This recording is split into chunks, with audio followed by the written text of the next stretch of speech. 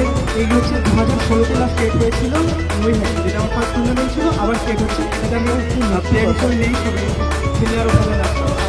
আর তারকাকে অসংখ্য ধন্যবাদ। আমি তারকাকে একবার বলেছিলাম যে তারকা আমাদের এত শর্ট টাইমে কেউ টুর্নামেন্ট করতে রাজি হচ্ছে না, অনেকটা শর্ট টাইম, আমরা এই টুর্নামেন্টে না খেলে জোনাল খেলতে পারবো না। তো তারকা প্রথমেই রিস্কটা নিতে রাজি হন এত শর্ট টাইম, তো এই জন্য তারকা এবং তারকার পুরো টিমকে অসংখ্য ধন্যবাদ।